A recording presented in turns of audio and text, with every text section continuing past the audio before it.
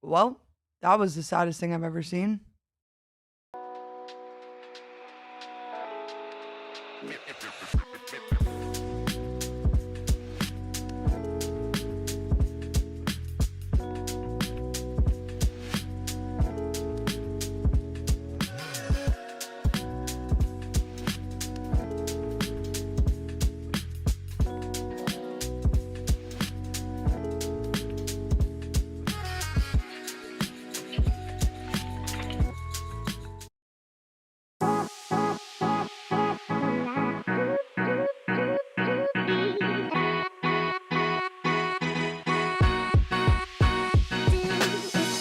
Welcome back to the PHNX Mercury podcast, where your host, Erika Day, is very, very sad about what she just witnessed with her own two eyes in 4K, maybe even 8K. I'm not sure. But we're obviously still on the bus. The Mercury are down 0-3 to the Las Vegas Aces after dropping tonight's game 90-88. And what turned out to be kind of a very close game. I'm sure a lot of people weren't expecting it to be a close game, considering the Mercury went into the fourth quarter down by, I think it was 17 points. Yeah, Kevin's shaking his head to let me know I'm correct. It was definitely a tough loss if you were a Mercury fan. So shout out to all of you guys for joining me live here in the chat here in this very depressing edition of the PHNX Mercury podcast. Be sure to leave a like, thumbs up, 5-star review wherever you get your podcasts, and be sure to leave a like on this particular pod, because that's the one thing that can make my joy return. Because as you can see by my devastating state, I don't know that you guys, as the PHNX Mercury viewers, have ever seen me in such a distraught state of mind. To be honest with you, Kevin, our producer, Kevin, who's behind the Mac today, pushing the X's and O's, driving the bus, honk. I'm gonna just do it because I'm just trying to literally manufacture my own joy in this moment. But we got Kevin here with us, and so I'm gonna let Kevin just take a solid second to let us know how he's feeling, because while I'm sad, I feel like Kevin's just as sad. Plus, he just had to hear me scream yell for the last, I don't know, 25 to 30 minutes in preparation for this podcast. And so I feel for Kevin. I feel for Kevin more than I feel for myself, which is really saying something in this moment. I told you pre-show, what I'll repeat right now. This is one of those losses where I'm going to be going to sleep the next couple of nights being like, how do you not complete that comeback? How is that the shot that you get off to end the game? How do you not go 2 for 1 on that second to last possession?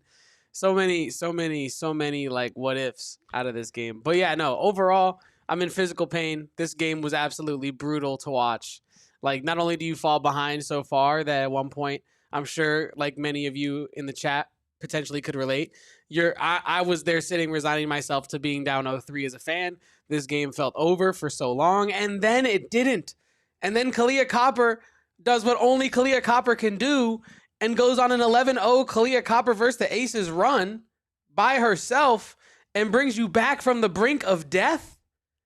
And it's like, hold on.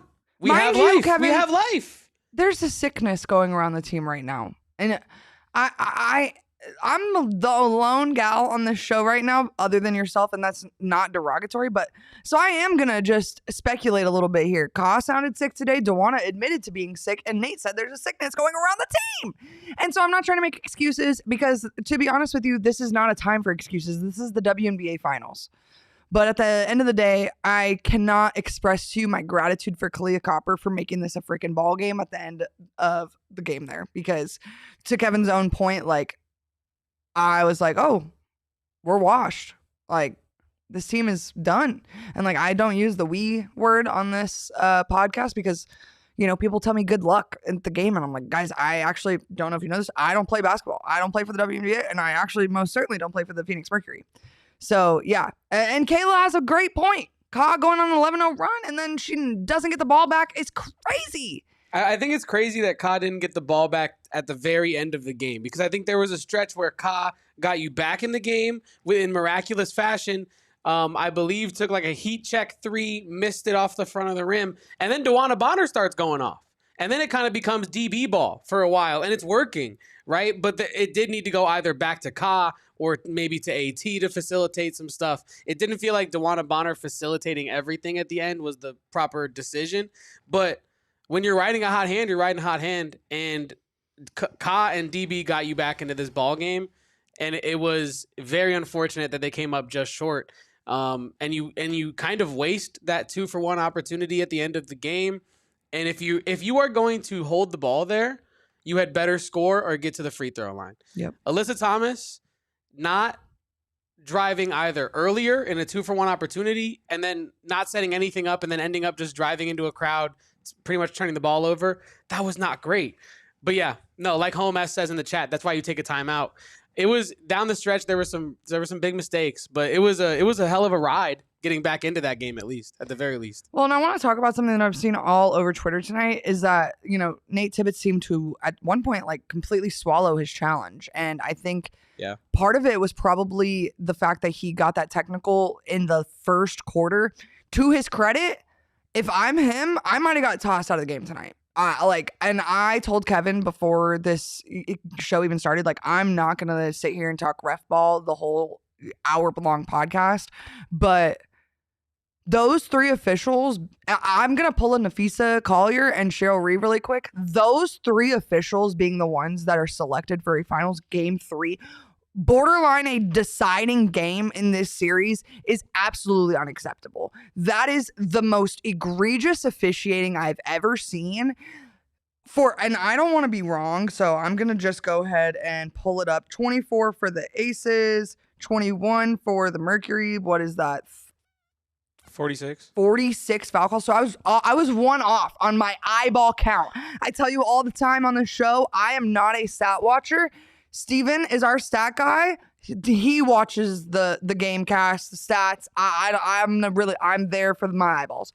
I told Kevin in the pre-show planning meeting, I said 47 fouls were called, and I was one off with my eye test. That's diabolical. To your point, though, Erika, I feel like we can have a conversation about the game in a vacuum. Like the reason the Mercury lost this game was not because of the officiating. However, outside of that, there can be a conversation had about how bad both ways the officiating was tonight. It was horrendous officiating. You can't have that in a finals game. Yeah. You can't have 46 foul calls in a finals basketball game. That's crazy. And both of these teams are very physical teams. And I'm not going to sit here on my high horse. And I understand that it's almost hypocritical for me to sit here and have this conversation right now after what happened in the Lynx series. But you can go back to those post-game shows. I still argued on behalf of AT, and that foul that everyone is in discussion is clean. That steal is clean. So I'm not even going to call it foul. It's a clean steal. There were times that Satu Sabli is not touching Alyssa Thomas or not touching Asia Wilson. I'm so sorry for my verbal typo there. But you can't call a foul when there's no contact in the finals. That's just unacceptable. And Amanda makes a very solid point in that the free throw shooting tonight was absolutely horrendous by the Phoenix Mercury. And Kevin, actually, this is a great time. Just to clarify, Stephen Pridgeon-Garner is going to be joining us as soon as God will allow it, because my man is stuck in the post-game press conference, probably traffic, because PHX Arena, also known as the Mortgage Matchup Center, which is a horrendous name, by the way. This is a real raw version of Erika, and that is a horrendous name. I'm going to say it. Morty's a horrendous name. The Morgue is a horrendous name. Plus, let's not talk about the arena name change curse you put on my team. That's ridiculous. In the middle of the freaking WNBA playoffs is absolutely crazy. Matt Ishbia, I am looking at you for this one. I said, hi, Matt, in a very nice tone today, and I meant it. Hi, Matt. Watch it.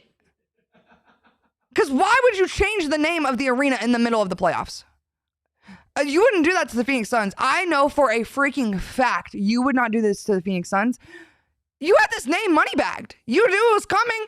You made the decision of when you were going to debut it, and you put a curse on my team. I've been praying for this team, and you put a curse. I don't appreciate that. So, Anyways, back to the by the numbers. We're going to get real serious here for a second because I just went off the rails and I got to bring myself back down to earth. Yeah, obviously the Mercury lost 88-90. Field goal percentages were actually pretty even there at the end. 43.9% in the favor of the Mercury and then 42.6% for the Aces. The 3-point shooting percentage is where it gets very interesting because while it says 37.5 for the Aces, in the first half, they shot 57% from three. They didn't make a three for the longest in the second half. I actually don't know when it was when they completed their first three in the second half, but it was a long time. Yeah, it was a long time. And you got to give the Mercury credit for making adjustments because, oh boy, were there adjustments. And I'm sure Stephen will tell us exactly what those are. But the Mercury shot 33.3%. And honestly, it would have been enough to win the game had that last final turnover not happened the way it did. The turnovers, though, the Mercury with 12 and the Aces with 10. Becky talked about in the pregame that the Mercury hadn't been able to really run as much as they had wanted to. And I think that it shows in the turnover numbers in all three of the series. And I don't know the first two series turnover counts off the top of my head, but I know that the Aces have taken better care of the ball than the Mercury, and that has been a wrench in the Aces side. And so yeah, the turnovers, the Mercury really needed to force more turnovers. They weren't getting it done. The Aces were really taking care of the ball, and this is kind of what I go back to regarding the foul count is like, how can you force a turnover when every time you literally look in someone's direction it turns into a foul call? And on top of that, I felt like the Aces were also winning a lot of the 50-50 battles with loose balls and things like that. I also think in most games, I think that there is a lot of jump balls called. And there were multiple times tonight where I was like, that should probably be a jump ball. And it was not a jump ball. So I think it's kind of crazy. But yeah. Yes, Holmes in game one. Yeah. What was that? A week ago? Oh, a week ago? Like, are we going to hold things against players for what happened a week ago? Because in that case, I guess Satu Sabli probably shouldn't have played tonight because she was 2 for 17 versus the New York Liberty. I guess by that logic, right? That's not real. So, anyways, back to the by the numbers. Thank you so much. Rebounds 33-36. In classic Mercury fashion, they just barely are out rebounded by the Aces.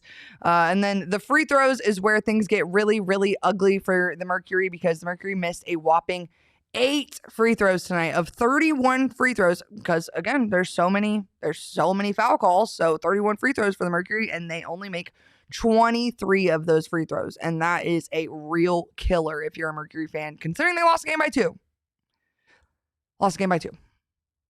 Really untimely misses too. Oh my gosh. All playoffs, it feels like, right? Like just the least timely of misses from the free throw line. Well, and before Stephen gets here, Sammy Whitcomb played a hell of a first quarter. And I mean a hell of a first quarter. She was giving the Aces, I think 3 of the Aces' 10 turnovers came from Sammy Whitcomb in the first quarter. And so, but she didn't put up a point tonight. And that kills you if you're a Mercury fan, especially when you consider the fact that Jewel Lloyd was 4 for 6 from 3 in the first quarter. And so when you have that bench production from the Aces, fresh off rip, like you're obviously going to need some bench production from your own team as well. And that just didn't happen tonight. Not in the way that it did for the Aces. Well, let me just retract that statement just there a little bit, considering the fact that DeWanna Bonner had 25 points, 10 rebounds. Oh my gosh. Should we just change the X factor right now off rip? I almost talked to you. I almost talked to you about it pre-show and that was on me, but it did feel like DB deserved at least a little bit of a shout, especially because the field goal percentage was so strong. My good friend Kobe apparently got rear-ended in the car wash today, so 2 things are terrible. How does that even happen, by the way? I saw that on Twitter. Aren't car washes on like an automated ramp thing? I think Leah's come to be sad with me for a moment. I think that's the case. I think they knew that I really needed some positivity in my life. I don't think they understood that I was nearing tears when I walked into the studio, and that them being here is actually, it's, wow, guys. Thank you. I was Mercury and 7. Oh my gosh. Well, we have Shane Diefenbach and Leah. I've never said your last name Meryl out loud. I didn't want to say it wrong. Oh man, this is tough. Wow, it actually feels nice. No. She needs her emotional support dinosaur. Owen took this off the roof for me. This is my emotional support dinosaur. I was going to put it on my shoulder, but Kevin told me I looked stupid. So I did not say that. Wow, guys. Exactly. We have honestly, this has turned into a fun show. Wait, you guys were at the game. Thoughts, comments, concerns? I know Shane has thoughts. Oh, okay, he's walking away. Wow. Great fourth quarter. 2 for 1! Okay. That's what I said. How do you not go 2 for 1 there, or at least call a timeout? It's a meme. I was going to say, great fourth quarter comeback to make it a game. Very upset that it ended the way it How is did. it on a flagrant? Yeah. How is that? On a flagrant 2? How is that? Yeah. Basketball move? Yeah. More like WWE. Brock Lesnar alive. My God, is that the Diefenbach music? Okay. Goodbye, everyone. I'll see you all in the chat. Leah, we should do another show together sometime. Yes, we should. Hit the like button.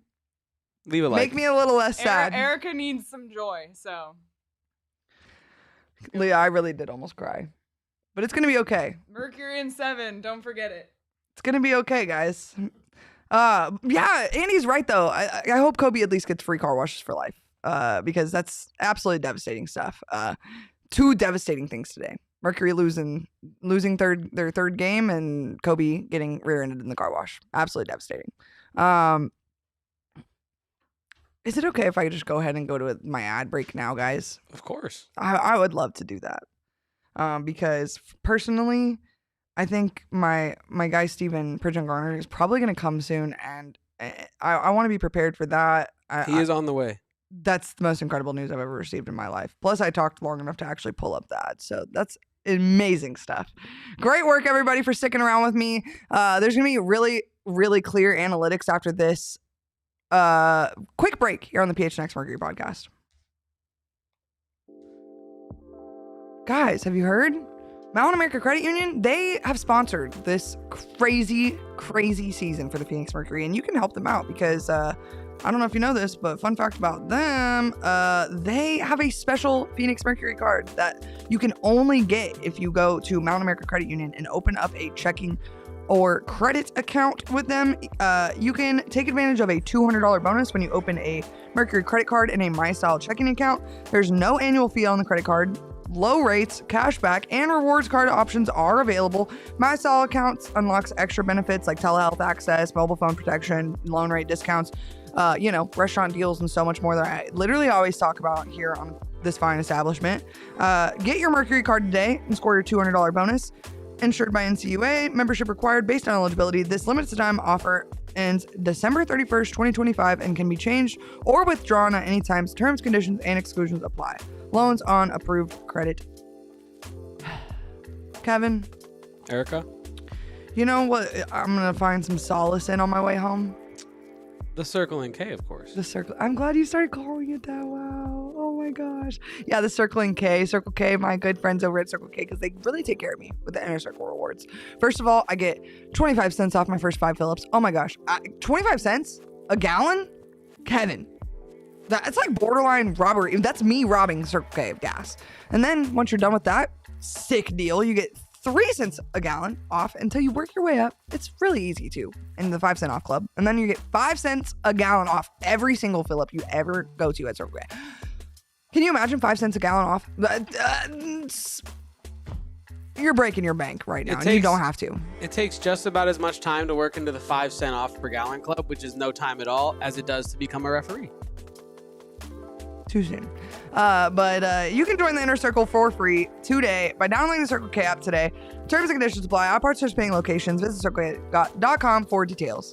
Wow, so many verbal typos today. And you know what? That's okay, because everyone in here knows I'm devastated. And so at least you guys are all devastated with me. I do want to talk about Alyssa Thomas real quick, because on ESPN's site, she is still listed and having her triple-double. And so I'm going to talk about it for a second.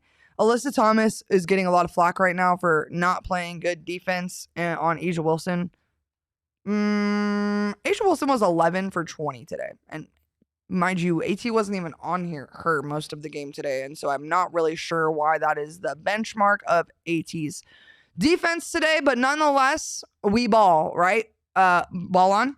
So my girl scored 14 points, 12 rebounds, 10 assists, 2 steals, and the 5 fouls that she had because the referees actually turned off their eyeballs there in the fourth quarter. Kevin, this performance from AT in the finals, do you think that's like a consolation prize of like we got to see our go at things, or do you think it's like, no? Because I'm gonna be honest with you in that right now I feel like no, and like I'm glad I could see that really awesome historic performance, but No. Mostly because, and I would love for Stephen to maybe rehash this conversation with us when he gets here, because I would love his eye on it. But like, I feel like in times, AT has just been AT for the majority of this series, and that's been great because AT is a great player, an all-time great player, and nothing about that has changed. But I do feel like at times, AT has come up short in big moments in this series at times, and I know that might sound like disrespectful to AT, but it's really not because AT's played great and AT can't literally do everything for you on the court, to carry you to these victories. And she's certainly doing her part.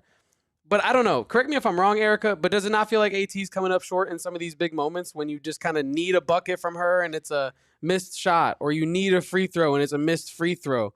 Just like uncharacteristic stuff. I'm not saying this is characteristic of AT, but it has felt that way over the course of these last 3 games, that in these moments where you just need something, AT's come up a little short. And it's not that she's been bad. It's just that, to your own point, like she just hasn't done enough. Hasn't gone that extra mile to like cement anything really. And I think that she's done a great job of like rallying the troops, for lack of a better term. I think she's the most vocal leader on the team. Her and DeWanna Bonner in combination, I think, are the, commanders of the team, for lack of a better term here. But I think that the emotions worn on her sleeve in the game can be a lot for her. And I think it's tough to play with 5 fouls for 8 minutes. I think it's tough to put the team on your back on both ends of the court night after night after night. And I think that this is probably the best roster that has ever been, constructed around the Mercury. I think that around Alyssa Thomas, not around. Oh gosh, y'all are. The comments are going crazy right now, and I'm trying to read them, but I can't read them and speak at the same time because I actually only have one brain. So, sorry about that. But yeah, this is the best roster that's ever been constructed around Alyssa Thomas. And so it has felt a lot of times to me this season, like if it's not now, then when? How can you put a better team of shooters around Alyssa Thomas? And like, yeah, Sammy Whitcomb was 0 for 5 tonight, but she was 0 for 5. She didn't take a bunch of extra shots. She didn't miss, uncharacteristic shots of her. She took her shots. And I like HW's comment where he says we better get our heads out of our what, because, they're now down 0-3 to the Las Vegas Aces. And like, this is a very good team that is now looking like they are almost cemented as WNBA champions. To say that it's a devastating feeling as Mercury fans, I feel like is a mere understatement. But, this is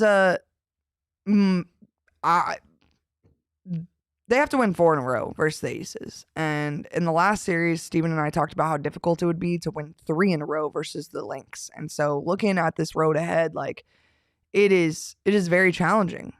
It is very, very challenging to win. When you can't win a game in 3, it makes it very tough to make the argument that you're going to be able to win 4 in a row. Do I think this series is over? Absolutely not. I think that there's probably at least a few more games ahead. I think the Mercury are going to make this a series, period, end of story. But I don't think that it's going to be... I said Mercury in 6 a long time ago, and I think it's tough. And actually, Caleb makes a great point that I haven't even mentioned in this post-game show. Satu Sabali. She's our X factor of tonight's game. She ate it up in the first quarter, especially. Finished with 24 points, 5 rebounds, a block, and was 8 for 15 from the field. Another really, really solid performance from Satu, a very locked in version of Satu that you were getting. Not at all the version you saw in game 2 versus the Aces, where she's getting the technical early in the game and, giving away things that are right there for the taking.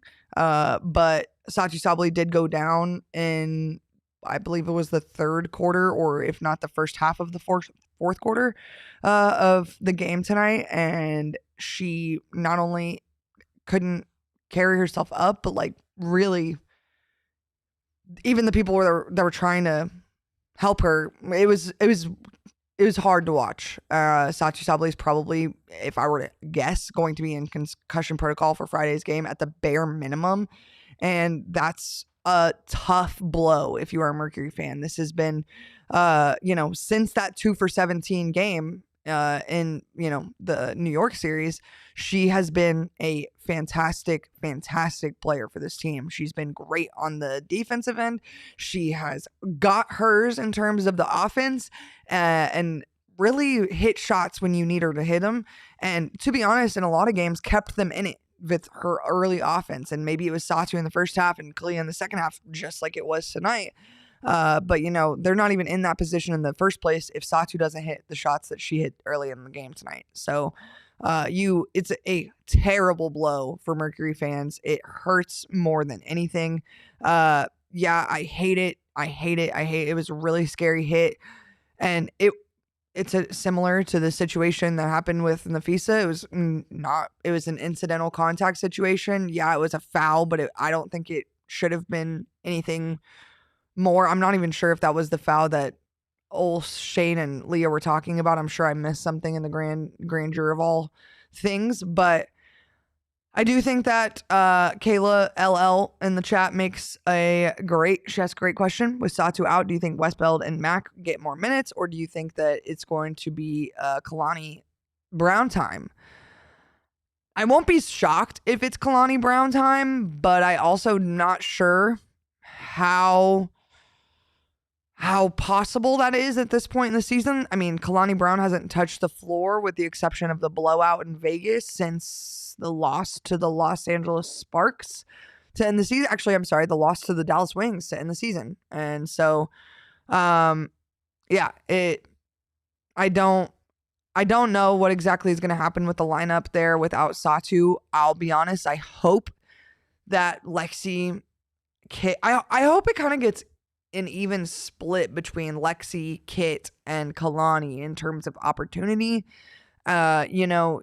Yes, the Mercury are going to be playing with their backs against the walls, but at this point, what do you have to lose other than the entire series? Like, you're down 0-3. If you lose a game, you lose the game. Like, no one's going to be, we're going to be distraught. Don't get me wrong. Erika Lee Day is going to be down bad, but at the same time, like, I don't think anyone's looking at game 4 on Friday thinking, oh my gosh, the Mercury are 10-point favorites, right, Kevin? Correct. They will be underdogs. Well, in a must-win scenario at home, they might be given like some, I don't know. I'm not the all-knowing gambler, but yeah, like you said, it's gonna be really tough. And I think we all know one thing about this Mercury team is that when their backs are against the wall, they do have a super high level of fight and a super high level of grit. You saw that in the fourth quarter tonight when many of us had resigned a loss in the column, which it did end up being, but the Mercury did not feel that way, and they fought all the way back to lose this one by 2 in a game where you could have had overtime or you could even won the whole damn thing. So I think you will see a desperate Mercury team in game 4. I know that Nate Tibbetts talked about that this morning when Stephen posted that to our Mercury Twitter. Check it out at PHNX_Mercury. But Nate Tibbetts talked about how, like, trying to balance maintaining his scheme with just playing straight up desperate basketball. And I think you're going to see a lot more desperation in game 4, for better or worse. But I know one thing about this Mercury team is they're going to fight. Their backs are against the wall, and they're not going to back down. So I don't think you're going to see a Mercury team that's like broken by this heartbreaking loss. You know what I mean? Well, they'll step up is my point. Stephen's, I hope, going to have some post-game clips. But the reality is that defense in the first half is what lost them tonight's game. It wasn't good enough. Period. End of story. And again, when you let Jewel Lloyd hit 4 threes to open the game back to back to back to back to back, I mean, that is a killer in itself. Like, in that moment, you're like, oh my gosh, is Jewel Lloyd literally ever going to miss again? Because it did not feel like it.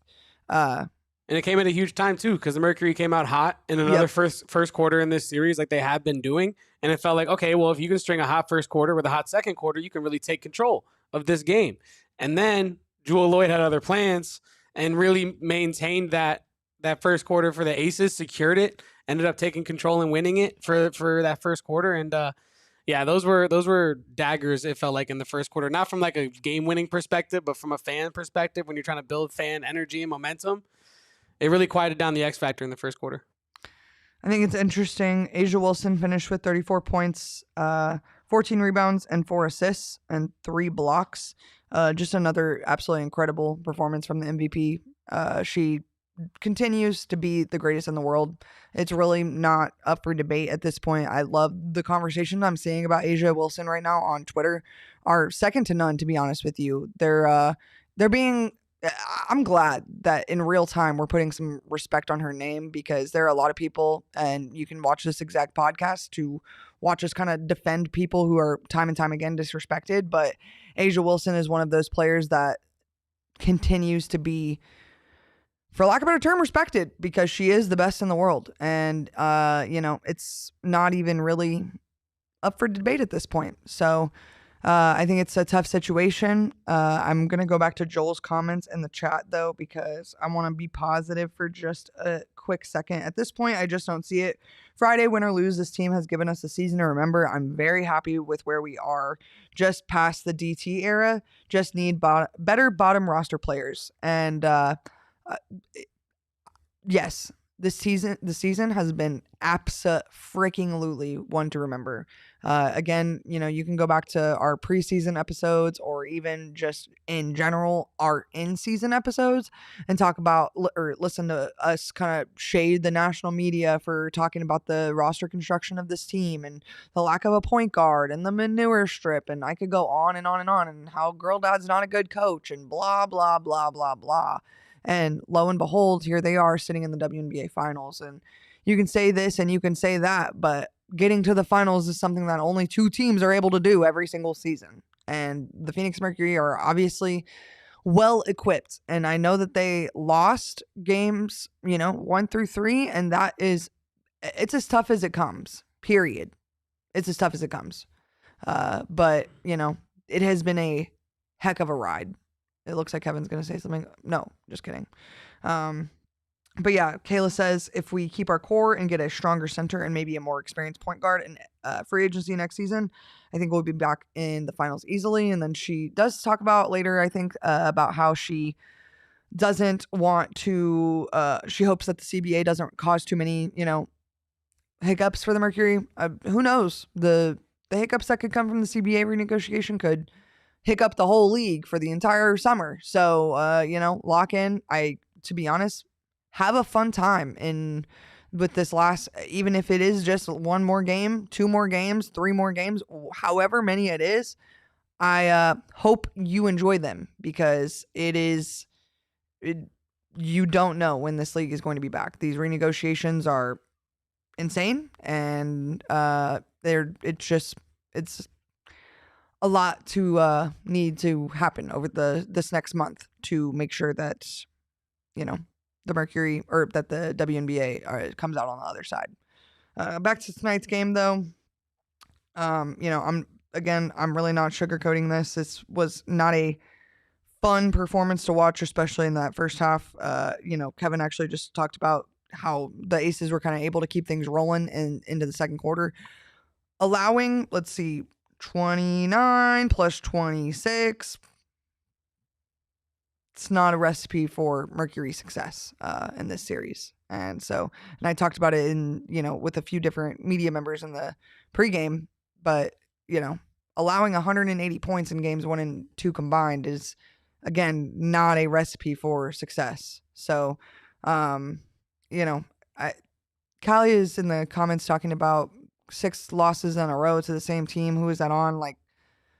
go back to 2 post games ago, and you can hear me talking about how the Aces are period point blank a dynasty. The Mercury lost that game by 3 points, mind you. Like, these are close games, and Mercury is playing a core 3 that has been together for a very long time with the same coach, and you are looking at a brand new team with 2 returners from last season and a brand new coach in last season as well. So I want to be with kind of like more on Joel's tone and not a I'm grateful to be here tone, but this was a fantastic season and we should be grateful to be in the finals. Stephen and I are grateful to be covering the finals in any capacity. So I think there's a lot to be said in being here and being one of the 2 teams left. You can say this and you can say that, but they had to go through the reigning champions and they had to go through the number 1 seed who entering the playoffs had 11 losses. So, they've had a gauntlet of a postseason and now they have a gauntlet of a WNBA final series. They're down 0-3. And luckily for you and me, Stephen Persian Garner is finally here to talk to us about some analytics and some takeaways of his. And Stephen, how the heck are you doing? I think, Kevin, if the one word burns are ready, we can just dive into those now because I feel like that's where I'm headed with mine. To have gotten the game, well, first of all, hi, everybody. Rude of me. I'm just hop on and start talking. Hi, everybody. I hope y'all doing all right. That was tough. Kevin, my one word burn for today is deflating. And it's deflating because, for me, if you tell me before a game starts that the Mercury got 25 points from DeWanna Bonner, someone that hasn't had the typical success that she has over the course of her basketball life, but especially on the W level, on the playoff stage, putting the ball in the basket, hasn't had the most success in this playoff run, even though the team has gotten to this final stage. If you told me she got 25, if you told me DeWanna Bonner got to the free throw line 13 times to lead the game, DeWanna got to the line more times than Asia Wilson, I would say the Mercury probably won by at least 10 points. That, unfortunately, was not the case. And that is one example of why my one-word burn for today's game is deflating, because you get 25 from DB, that's a game that you want to win, and you want to win comfortably. And by comfortably, I mean by more than one possession, honestly, because the way this series has been for the most part, it's been very much back and forth and jabs being exchanged and all of that. So it's deflating for me. It wasn't for a lack of effort, but you want to bring that effort that they brought in the second half for a full 40 minutes. And I feel like that's the operative phrase of these playoffs, a full 40 minutes. My one word was agonizing. It was tough. In that first half, especially, allowing, and I just talked about it right when you got here, but like allowing 29 points in a quarter is not a recipe for Mercury success. It might be a recipe for other teams' success, but it ain't a recipe for this one. We both know this team well enough to know that. And so, you're watching that in real time. You're watching Jewel Lloyd do what she's doing, and then you're watching Asia do what she's doing. And, you're just kind of like, dang, like, do the Mercury have another comeback in them? Another serious lock-in type of turnaround. And, no, I'll be honest, on the ESPN stats, she still has a triple-double. So I don't know who said that they took her triple-double away, but... Yeah, they took it away because I had triple-double for AT as well. And then refreshed the box going post-game, and it said 9 assists instead of 10. So that tracks for me as well. I already yelled on this post game, so let me just not do it again. I'm gonna let you take over for a second, so I don't have to. ISO. Yeah, I don't want my brain to explode. Yeah. I guess we can just kind of dive into the keys, Kevin, if we got the keys ready to rock. Key number 1 for me today was one of the most important things is that intelligent aggression part. There's examples of when we did see it from the team. There's a possession, I think second quarter, where we see Sammy Whitcomb come up with a steal, but it's because of the activity that the Mercury had from their defense from the first handful of seconds of the shot clock that leads her to an opportunity to take a risk and kind of make a kind of rotation to anticipate a pass being made. She jumps the angle, gets a steal, they end up scoring in transition, and they start to go on a run. There's other examples of that as well with Natasha Mack, who only played, was it 7 minutes today? Yeah. Mac only played 7 minutes, but she had a stretch in the second quarter, I believe, where she was just ever active and she was all over the place. About 2 deflections, a tip pass, and then a block shot, all in succession with one another happening because they didn't get a defensive rebound to end the initial part of the possession. That's the aggressiveness that you want. But I think some of the issue came today with them not putting a period at the end of their defensive sentences and getting the stops and keeping them to one shot on goal. I feel like that's one margin that continues to kind of swing things in this series. The Aces have gotten a lot of second chance opportunities, and they've scored as most championship teams do when you give them an extra possession and they have the tough shot making compilation of players they do. That's not a recipe for success against that team in particular. And there's been too much slippage there, and I feel like Alyssa kind of alluded to some of it in her post-game availability, saying that like the comeback was cool, but what about if you don't have to come back because you play Mercury basketball not just for 20 minutes but 40 full minutes, and what does that look like on the game in terms of impact? So I think that's probably what stands out most for me. If you can get back to the keys, Kevin, key number 2 for me was in the half court, being able to get paint touches and playing with a certain type of rhythm and cadence. And they did a very good job offensively in this one. They got to the second side. They weren't too laborious on one specific action or 2 specific actions. They cycled through things in ways that they haven't all series long. This was one of their better offensive showings because of it. But you want it to be paired with your dictating side of the ball, the defense being to the level that it needs to be. And unfortunately, the defense was just a step behind. And it ultimately ends up being one possession again against this Aces team that hurts them in the long run. And then if we get back to the keys one more time, number 3 for today's game for me was playing through your triggers. That kind of goes tied in with key number 2. They did a good job with that for sure. Tough part is, again, it just wasn't for a full 40 minutes. And again, you're not gonna get a win in the series without playing a full 40. I think they understand that better than we do, and we're just kind of speaking to what they've been talking about this entire series and this entire playoff run. I want to ask you 2 questions that have been kind of looming in the chat, and I'm sure you might have a clip for one of them, but if not, I just want to let you answer it. Any word update on Satu? Nope. Nate said she was not in the locker room when he was there speaking to the team post-game, and so because he didn't see her and he didn't see any trainers or anything, no updates. And then the other problem, or not, retract, not a problem. Let me just verbal typo again. Mac not starting in the second half. Your thoughts on that, and just kind of your take on why that may have happened. Well, not may have happened, but did happen. Yeah. So it wasn't for a lack of effort. It wasn't for a lack of production or play from Natasha Mack.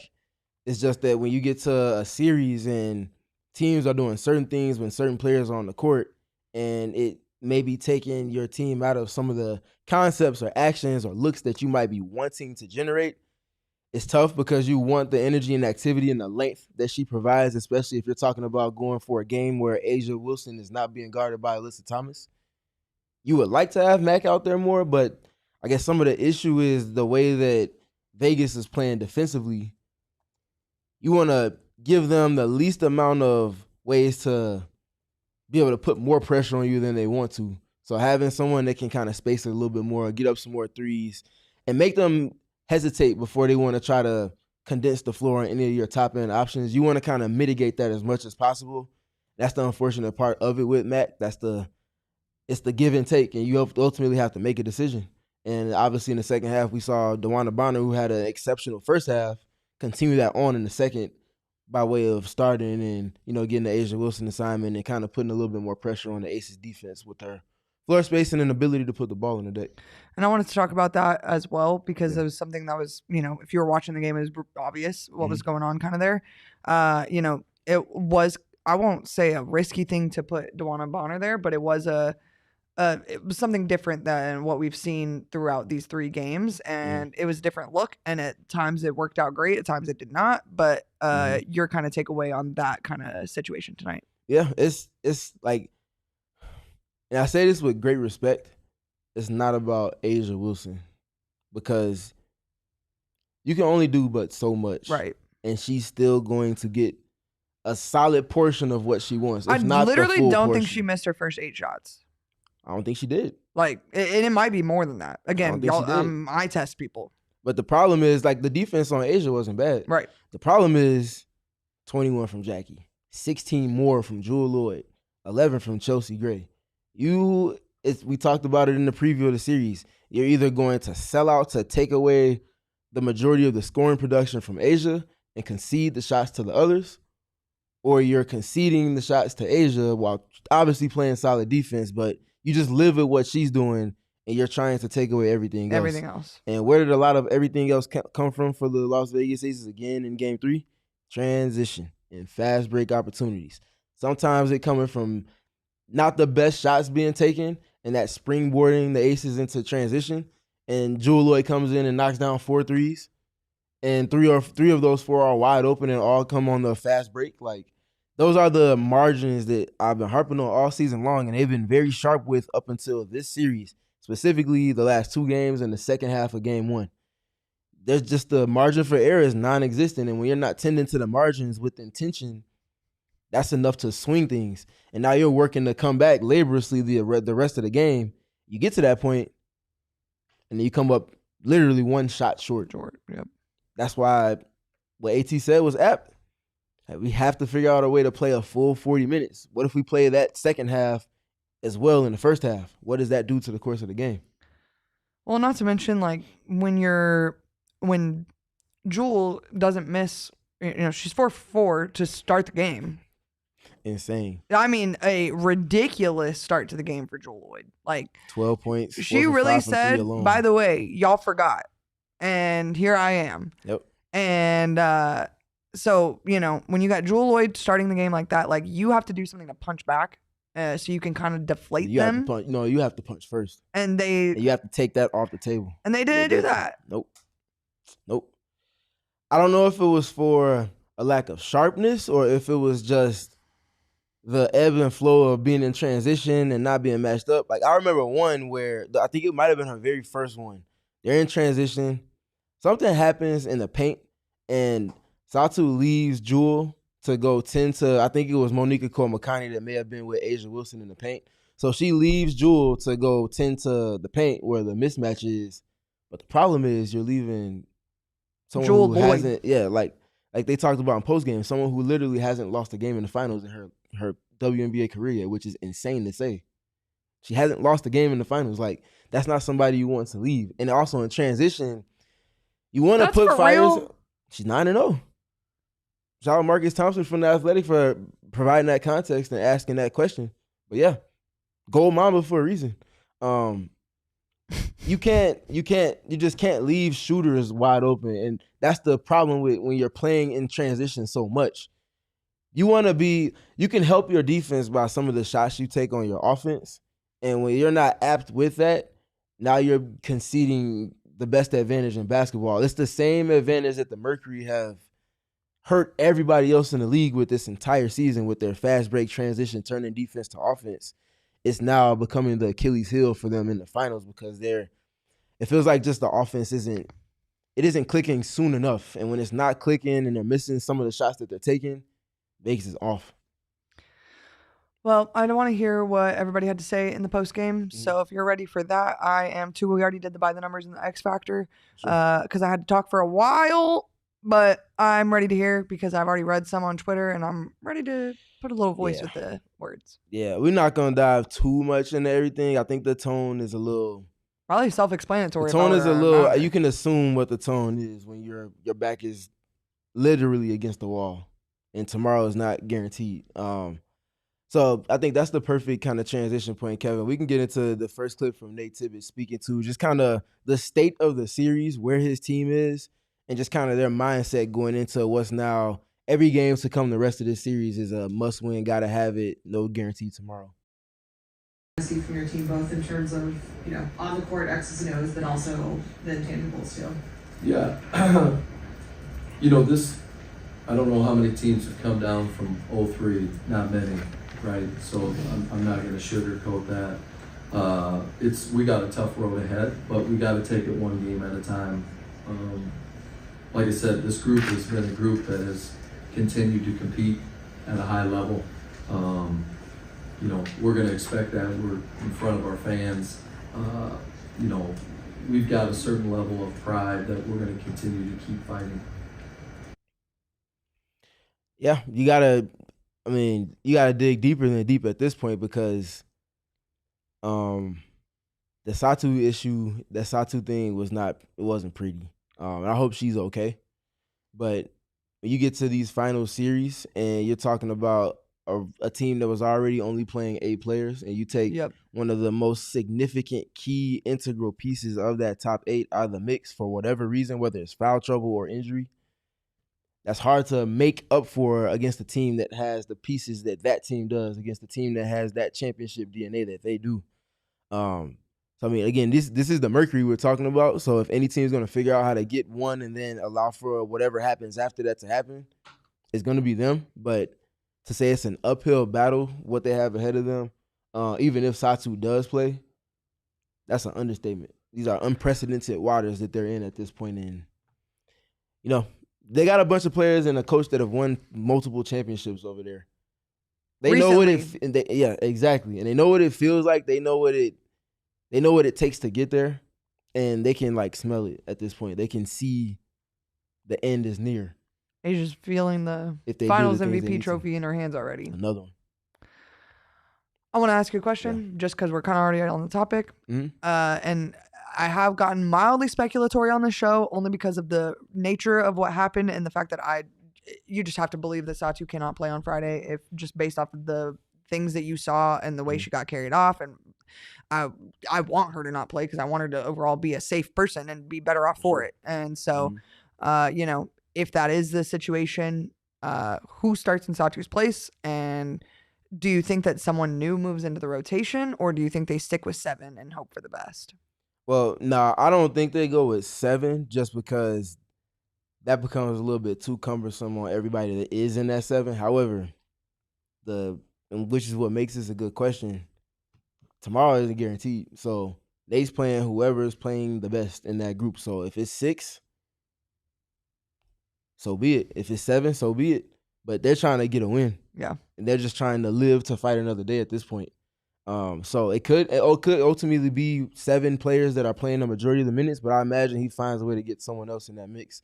Naturally, DeWanna probably starts. Might start DeWanna and Sammy. We saw what happened in the second half. I'd like to see it, honestly. We saw what happened in the second half. The majority of the lineups that they used were with DeWanna, AT, and Satu in the front court. Do you think that puts, like, and obviously there's a lot of pressure on them because they have to win the game, but do you think that just changes the landscape so much that it becomes almost too challenging for them to overcome? I wouldn't say too challenging to overcome, but what I will say is it works against everything that they've established as that top 8 because now you probably have to introduce somebody into the rotation that hasn't played in an actual game in the playoffs yet. So, or maybe they played at the end of the game 2 against the New York Liberty when that was a blowout win. But or outside of that, game 2 versus the Aces, you know, right, exactly. But like, not urgency is this high. Everything is on the line. Mistakes are almost non-negotiable because you're in the 3-0 hole or 0-3 hole at this point. Like, I imagine Lexi probably gets some minutes. I would think some that capacity. If there was someone that's going to get a chance, it's her. Yeah. Or maybe Nate really does throw some paint at the wall and throw in 5 Kalani Brown minutes just to shut all of us up. But outside of that, I don't know what else I would do. Maybe Kat gets a few more minutes than normal. But yeah, I think that's the route. I think it's Kat gets a bump in minutes. DeWanna moves to the starting lineup. Kat's played well, so Kat has played well. She's shown that she can play. She's played more roles than anybody not named Satu comprehensively this season. Maybe she gets the start potentially. We'll see. Maybe he decides to go with DeWanna and Kat in game 4. See what's up. I imagine he tries something outside the box because they can't have that start that they had. It was not right. They can't. And I think that some of what Becky and company did to start the game defensively, I don't know if it was a matchup zone. I don't know if it was like Alyssa Thomas was being completely unaccounted for. Asia Wilson was all the way in the paint, and they were just kind of zoning up, if you will. That's hard to navigate, even if it is just the first couple of possessions, because those first couple of possessions, any coach will tell you, they're trying to find ways to get points on the board. You want to set a tone. And they weren't able to set the tone that they want to because it took them a couple of possessions just to figure out exactly what it was that was going on with the Aces defense. So you want to try to be able to keep yourself in a position of staying ahead of the Las Vegas Aces going into Game 4. Obviously, you have the benefit of it being on your home court, but your home court advantage and your fans are only going to be as good as the tone that you set in the game. Can you play off of that? And you get out to a 10-0 start or something like that, that's not going to be, oh, yeah, they're winning this game, but that's the type of step in the right direction that they're going to need, especially if they're potentially down one of their 3 best players. I am dying on the floor laughing at Get Fit Elementary's comment. Play the entire bench Friday. Let's go out the game the same way we came. That is at least funny. There's been a few things that at least brought me mild joy during this podcast, and that comment from Get Fit Elementary was one of them. Be sure to leave a like for that guy. Or girl. No assuming that. But anyways, back to the serious topic at hand. Yeah. Which is the post game. That's tough. We can go ahead and get to the next clip from Nate, Kevin. So what we saw from them defensively today was a lot of DeWanna Bonner and Natasha Mack guarding Asia Wilson. And we saw a lot of Alyssa Thomas guarding one of Chelsea Gray or Jackie Young, depending on what the lineups were. So she spent a lot more time at the point of attack. Here was what Nate spoke to me about post-game regarding the adjustments that they made and how he felt they performed within that defensively. Yeah, I liked our adjustments. I really did. I thought we had more energy and force on the ball. Again, I'll have to look, but I felt like some of their looks in the first half, the open ones at least came off of second chance or like loose ball type stuff. Obviously, Jewel coming in and hitting 4 threes in the first is tough to overcome. But for us to not hang our head, cut it to 3 at the end of the first was really important. And then, yeah, I mean, defensively in the second half, we did a lot better job. I thought in the third we were getting stops and we had about 4 or 5 straight possessions offensively where we could have cut it. And, those are big minutes that you know, especially when you're playing down, you're down a little bit, you gotta cut that lead. Coach. Yeah. So as far as a lot of the discourse and conversations I've heard, or at least seen about what it is the Mercury have been doing comprehensively this series, you can't say it's for a lack of adjusting or attempting to try things. They've tried a ton of things in this series through these 3 games now. Sometimes some of it works. Sometimes it works only for a possession or 2. And then a good team just figures out a counterpunch or adjustment to that. And at that point, you just got to kind of live with what you got. But you also have a foundation that you've established through 44 games going into the playoffs. You experiment and try things, but you don't steer too far away from what your base is. And Erika, we talked about it on this very show. Alyssa Thomas being someone that can guard all 5 players on the court, but them also having layers of personnel defensively that can go and guard bigger players as well. So we saw them go to that package defensively in this game today, and we even saw it in game 2 with Alyssa Thomas going to guard Chelsea. Not as much Chelsea Gray, a little bit of Chelsea, but more so Jackie Young exclusively in that second half after she was in foul trouble in the first half of game 2. So it was just a continuation, but they doubled down on that adjustment. And I thought it worked well for them. But the problem is, again, when you get off to such a slow start in comparison to what the Aces are doing on their end, you can't play that uphill battle for 35, 36, 37 minutes. That just becomes too much to try to overcome. And this time it got them. So they got to do a better job setting the tone. They got to be the ones that win the race for the first time out, like I've mentioned a lot throughout the season, especially in the playoffs. They do that. That'll get them in the right direction, but you got to sustain more than anything. I feel like we should have just named this whole series Sustainable. We did that whole playoffs, honestly. Between that Sustainable and the round Kathy 3. speech, and the FISA speech, sustainable seems like a very prevalent word these days. For sure. I'm tired of it. I mean, you only get tired of it if it's not there because you keep talking about it. And it just hasn't been there in this series. First half of game 1, it was there. Second half, it was not. First quarter of game 2, it was there. Last 3 quarters, it was not. Second half of game 3, it was there. First half, it was not. You can't navigate it that way. You got to play a full, even kill game. That's what Vegas is doing.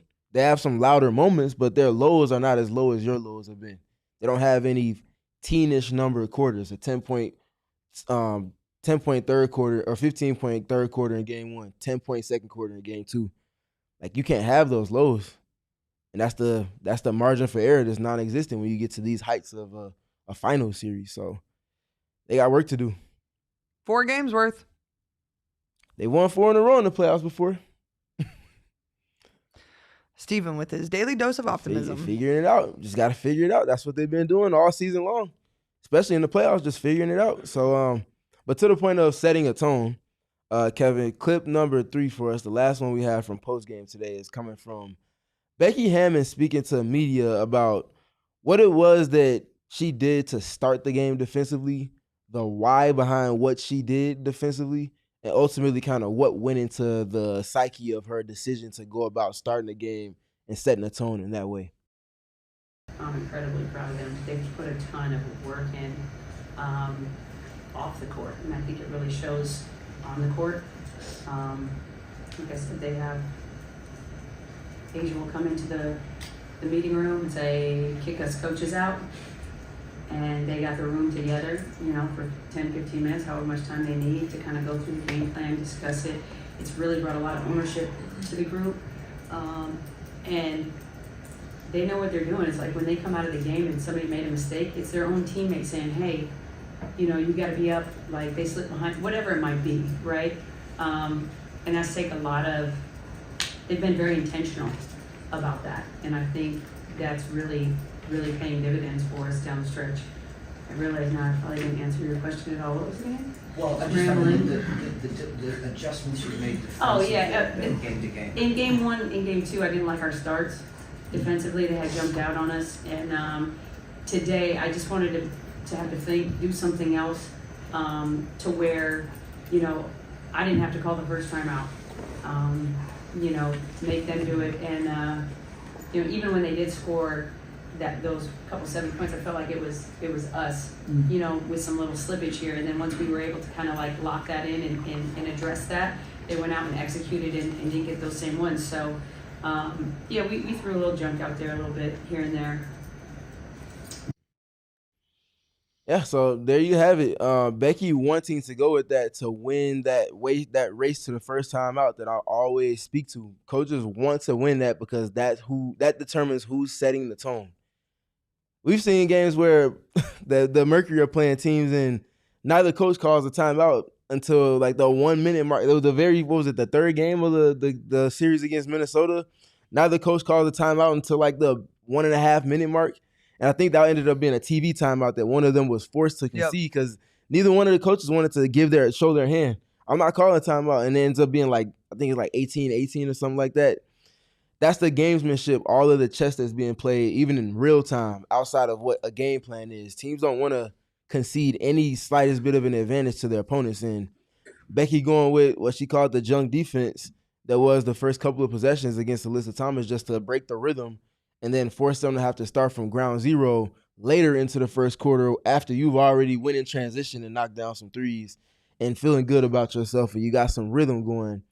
It makes the uphill battle that much more arduous, especially knowing what type of urgency they were working with, having not won a game in the series yet as well.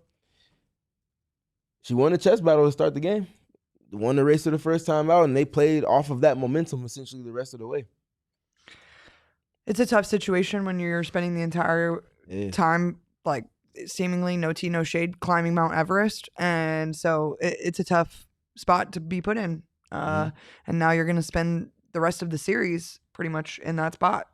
And, I talked about this on Southwest Bias earlier. Like, this team does thrive with their backs against the wall, and they have all season long. But at the exact same time, I don't think it's an impossible uphill battle, but it definitely feels very difficult. And even before you got here, before I had a little more optimism in my blood, this series feels over in a lot of ways. And to your own point, like, the Aces can smell blood in the water. They smell that title. Becky knows how to get there. Becky knows how to coach it. Becky knows how to finish it. But at the same time, I think Mercury fans, Mercury players, Mercury coaching staff, Mercury support staff all believe in their ability to win these games, even all 4 of them to be playing with you. I don't think that the Mercury is counting themselves out of this championship still. And I think that's probably the most important thing I'm walking away from tonight with is at least an ounce of optimism. I mean, you look at the individual characteristic traits of the top pieces on this roster. You start with Alyssa Thomas and Kalia Copper and Alyssa Thomas. And then at some point you get to DeWanna Bonner and Sammy Whitcomb. You sprinkle in Satu Sabali in that. Like, these are, in the most complimentary, positive way, stubborn players that are not going to allow for any type of odds or any type of adversity to dictate to them. They're going to meet any adversity with any type of force that they can bring and resistance that they can bring to it. I mean, we've seen this team be counted out how many times? We've seen this team be down 20 on the road with, 12, 13 minutes left in the game against a team that was in the finals last season and find a way, just figuring it out. The Rubik's Cube, just figuring it out and doing it together all in unison with one another. I mean, I wouldn't be surprised if they go and win on Friday off the strength of X Factor, but also off of their individual will and them putting that individual will together to make for just one very stubborn team that's not ready to end their season yet. And I think that's ultimately what it's going to come down to. You know, obviously they might be working up against some internal adversity with the Satu pending news, but they're going to do everything that they can. And I don't think it will ever be for a lack of effort or a lack of trying that they might not get to what they ultimately want to do. But it's going to take the incremental efforts from each one of those players, and I think they're going to bring it. I'm going to go back to, we've had 2 words, it feels like, this postseason. Margins is the second one. So, I mean, yeah. You talk about margins, and second chance points eat you up. And the Mercury were slaying at that to start the game. In the first 5 to 6 minutes of the quarter, they were eating the house down boots regarding second chance points. Eating the house down boots. And yet here we are. So yeah, it's a tough situation, tough slope to be on. I hate to even say these words out loud. Everyone's game 4 predictions. Who's starting? I went first the last time, so nose goes. I can go. I don't care.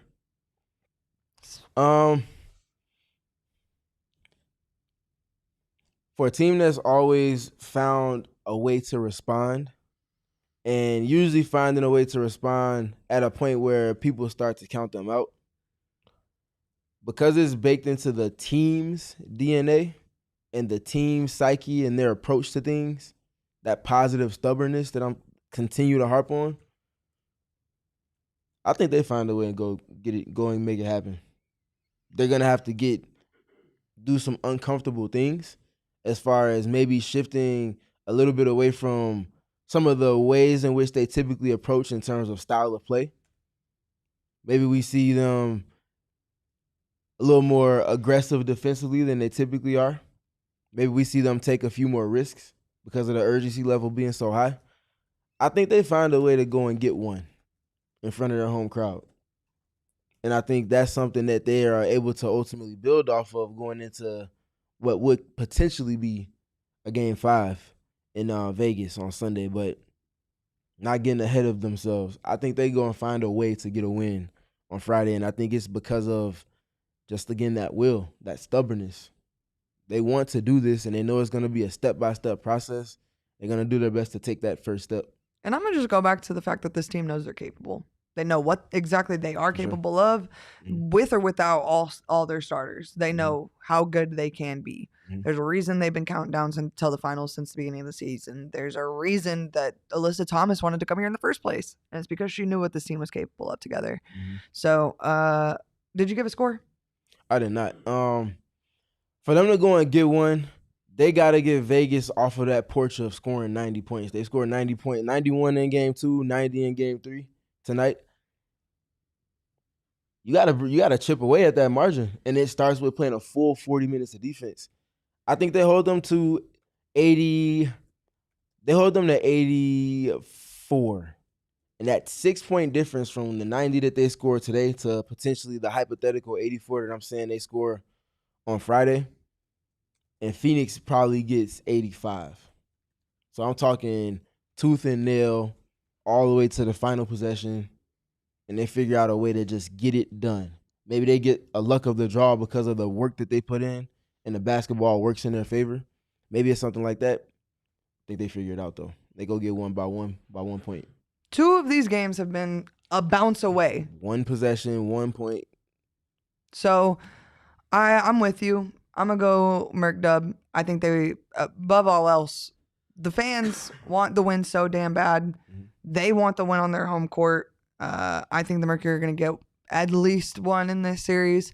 Hopefully they give us a home win, something to cheer about. I'm trying to break out the boomsticks one more time, guys. Like, I don't think you understand. I have a lot riding on the line here. So I'm going to go Merc win this game 4 by 3. It's going to be, I think you're right about holding them to like under 85, under 80 even, 79, 83. Okay. I think it's if they can hold them, like, give me a 17-point Aces third quarter. That would just, I mean, that's what good dreams are made of. For sure. I feel that. Kevo? What you got, Kevin? 86-83, Mercury get it done. Okay. Oh my God, we're flipping the script from game 1. I like that. Who's y'all's player of the game for this one? Kalia Copper. I'm Kalia. She, I tweeted it, the video game meme. Mm-hmm. I mean, her fourth quarter performance. Yeah. And if they had won the game, you might have could call this the Kalia Copper flu game, you know? Like, I'm willing to go there and actually, one more question before we get out of here, Stephen. Mm-hmm. That last shot of the game, last possession that the Mercury ended up missing the final shot, 0.3 seconds on the board, like not a whole lot you can do, to be honest with you. But do you change anything about that inbound pass? And obviously, we've talked about this all season. You're not going to lose the game based off of one possession. That's not how this game works. Mm-hmm. You probably missed it when you're 8 missed free throws, but in the same. That's a margin. Yep. Let's talk about the final possession though, real quick. Yeah. And just like if there was anything, if you were behind the clipboard, anything you would have drawn up differently about it. You talking about the last shot they took? It was like less than a 0.3 on the second. Yep. You just got to get something on the glass. You can't. Outside of Sammy Whitcomb, who they're not going to allow to get a shot because they're very aware of this, one of the quickest triggers in the league in history. The quickest. Jules trigger in probably history. over on the sidelines like, no Sammy. Exactly. You just got to find somebody to get the ball into. You can't take a 5-second call. You got to just get it in and just roll the dice. So it's really not much of a play you can call in that situation, unless you're trying to get something at the rim. But when you're not at a size advantage like that, you just got to hope somebody's able to just turn and let it fly and hope it bounces in your favor to send it to overtime, which is what that would have done. So.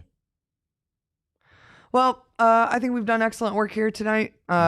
We've been at this over an hour, so shout out to all of you guys who are still in this chat with us. Be sure to leave a like, thumbs up, 5-star review wherever you get your podcast. Don't forget to subscribe to PHNX Sports, where we do excellent work. This guy covers the Suns full freaking time. He does a killer job, might I add. I think Appreciate it. The 5 a.m. game is on Friday, right? I'm getting Friday and Sunday mixed up, but it's like 4 a.m. and 5 a.m. Can I say one thing? Because I do want to end this on a I'm one happy they quick play note of a early. positivity. I'm happy they play early Friday because that means I'll be locked in on Mercury from pregame. I like to that. postgame. But I got one quick one quick thing, really quick. And I know this isn't the PHNX Suns pod, but they're so close to making me a Suns fan. And as a Dylan Brooks stan through and through, every time they post a new picture of that guy, I'm like, man, purple is his color. And Birds of a feather, am I right? Exactly. I saw that picture this morning of him in the freaking Billie Eilish hat. I was like, oh, I'm eating that for breakfast, bro. The picture, I mean, not the guy. But yeah, it was, just excellent stuff. And then between him and Nick Richards, and to be honest, okay, Steven, actually, we got 2 quick things, okay? I'm chilling. I know. I'm the only one that wants to leave. I'm sorry. I'm sad. But the arena, name jinx, what the heck are they doing? And can I just say I said it earlier without you here, they would have never done that to the Suns in the middle of the playoffs, right? They would have never, ever, ever, ever, ever done that to the Suns in the middle of the playoffs. Before Steven answers, I feel like they would have never done this to the Suns because the Suns are not going to be in the finals. I feel like in reality, Ouch. this is. But hear me out, Stephen. Ouch. Hear You me saying out. Dylan I'm Brooks listening, ain't but gonna ouch, put this though. team on his back? Yes, hear me out though. Like I feel like this is likely a money decision that was made months ago It was. and pre-scheduled. They should have rescheduled it the same way they did the Jonas Brothers. Fair, but yeah, I feel like this is something that was Wait probably 2 weeks. Yeah, or maybe 2 weeks. or maybe you don't schedule it when there could potentially be a finals game because the WNBA team is supposed to be pretty damn good. So, So just for full context purposes of the conversation we're having, and I had to double check it because I thought I was right. I was. So go back to 21 when the Suns, in fact, did make the finals. Oh, Mr. Thomas. he wasn't even yelling at me. Yeah, He's you. yelling at you. Ooh, You. woo! I'm safe.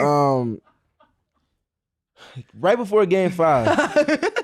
So they're right in the middle of this oh, series. no way they and did. they go to 2-2. The Suns No won the first. shot. The Suns won the first 2 games. They lost the next 2 games in Milwaukee.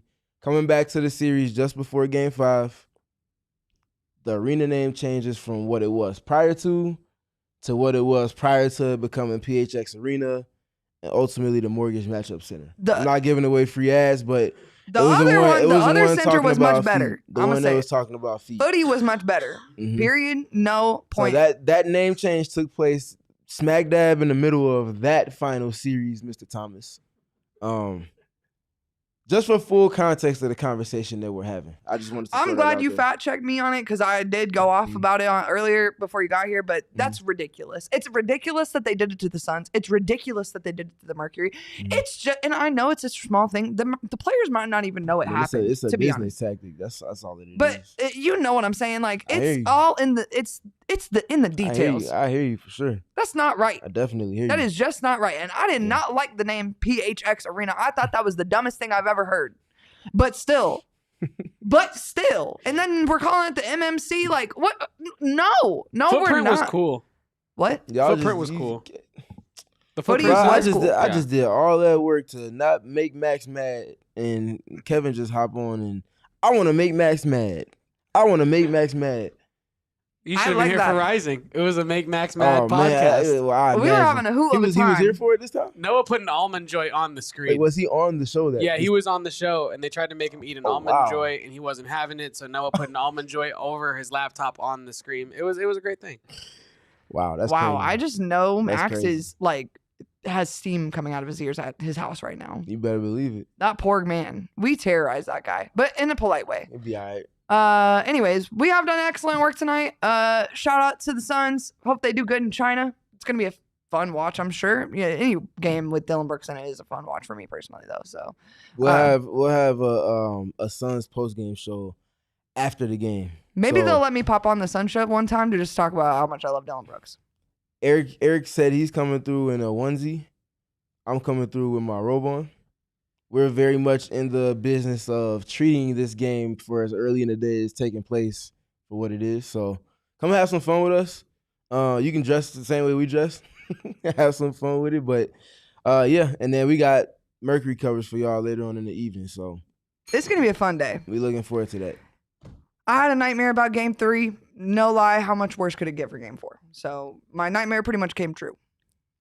The real one that I had last night, mind you. I woke up upset this morning because I was like, oh, that was too real. But yeah, Enye, I hope I'm Enye. Is that how you say the one singular letter? I don't know. Erika Def make an appearance on the Sun Show? Okay, I'll just barge in one day. That's Nate.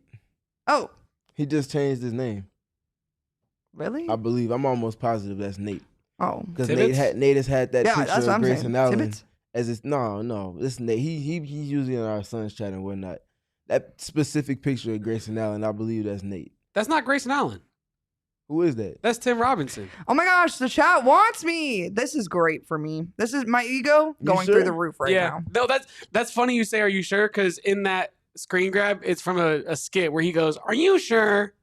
Because Grayson had a nose situation from one of the last 2 seasons.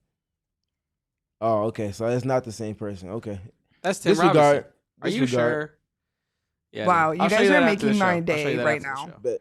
You guys are making me feel so much better, which is thank goodness. I was going to cry my whole way home. So thank goodness my ego's getting a little boost right now. Woo!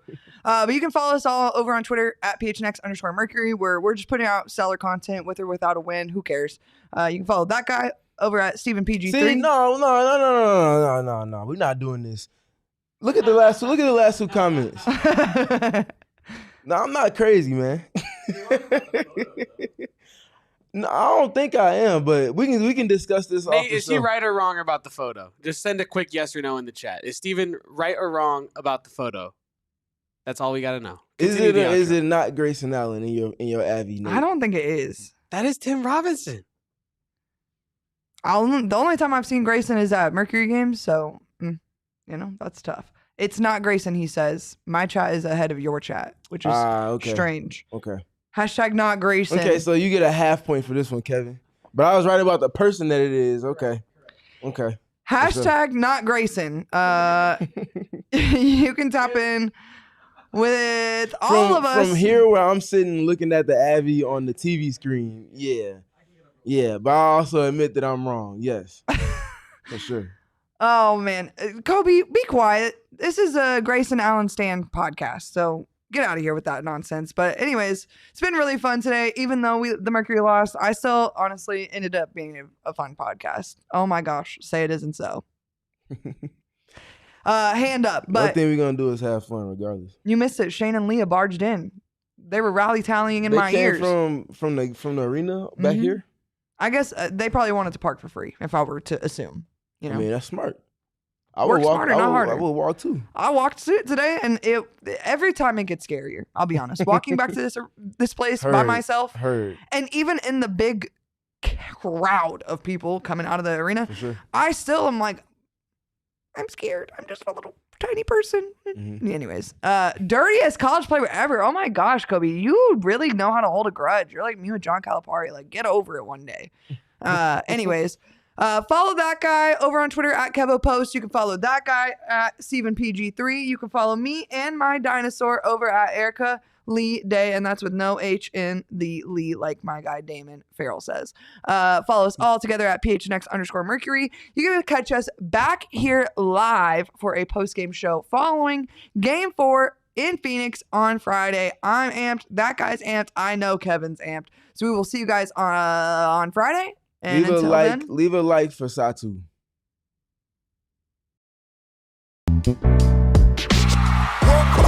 We all silly like the mayor.